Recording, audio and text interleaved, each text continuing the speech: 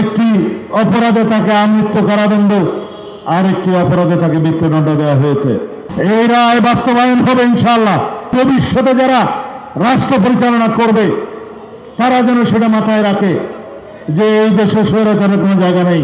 শহীদদের প্রত্যাশা এবং আকাঙ্ক্ষাকে, এদেশের গণমানুষের প্রত্যাশাকে আমরা বাস্তবায়ন করতে পারি। সংসদীয়ভাবে, রাজনৈতিকভাবে, সাংবিধানিকভাবে এবং বিভিন্ন গণতান্ত্রিক প্রতিষ্ঠান এবং সাংবিধানিক প্রতিষ্ঠানকে শক্ত ভিত্তির উপর দাঁড় করিয়ে দিয়ে আমরা যেন সেটা বাস্তবায়ন করতে পারি। বাংলাদেশে সম্প্রতি দুইটা ইতিহাস রচনা হয়েছে। অবশ্যই এটা অবশ্যম্ভাবী ছিল। গত 17 তারিখ বাংলাদেশের পতিত স্বৈরাচার ফ্যাসিস্ট শেখ হাসিনার একটি রায়ের ঘোষণা হয়েছে আন্তর্জাতিক অপরাধ ট্রাইব্যুনাল আদালতে। এদেশের মানুষের প্রত্যাশা এবং আন্তর্জাতিক মানদণ্ড বজায় রেখে এদেশের ন্যায় বিচার প্রতিষ্ঠা হয়েছে। শেখ হাসিনার একটি অপরাধে তাকে আমৃত্যু কারাদণ্ড, আর একটি অপরাধে তাকে মৃত্যুদণ্ড দেওয়া হয়েছে। এই রায় বাস্তবায়ন হবে ইনশাআল্লাহ। এদেশের মানুষ দেখুক এবং ভবিষ্যতে যারা রাষ্ট্র পরিচালনা করবে তারা যেন সেটা মাথায় রাখে যে এই দেশে স্বৈরাচারের কোনো জায়গা নেই, ফ্যাসিবাদের কোনো জায়গা নেই। এই দেশে যারা এই গণতন্ত্র হত্যা করবে তাদের পরিণতি এরকম হবে। টানা তৃতীয়বার অর্জন করেছে দেশের সেরা সুপার ব্র্যান্ড স্বীকৃতি বসুন্ধরা টিস্যু। আর একটি ইতিহাস রচিত হয়েছে।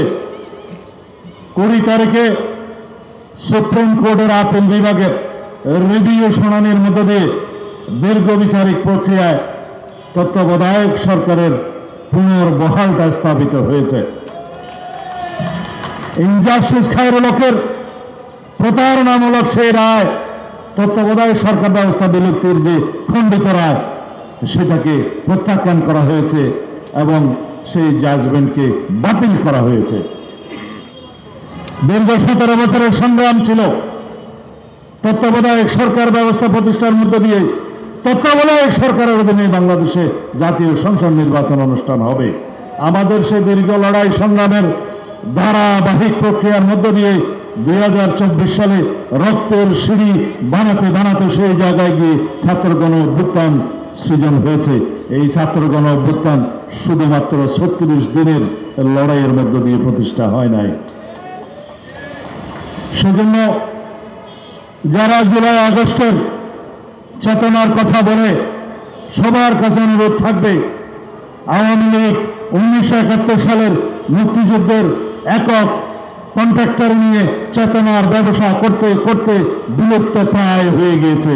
সুতরাং 24-এর ছাত্রগণ অভ্যুত্থানের চেতনাকে যারা রাজনৈতিকভাবে রাজনৈতিক ব্যবসা করার কোন রকমের মানসিকতা লালন করে তাদেরকে অনুরোধ করব, এই জুলাই ছাত্র গণ অভ্যুত্থানের এই অনুপ্রেরণা, এই ধারাবাহিকতা, এই ইতিহাস, এই চেতনা সমগ্র বাংলাদেশের মানুষের যারা গণতন্ত্রের জন্য লড়াই করেছে।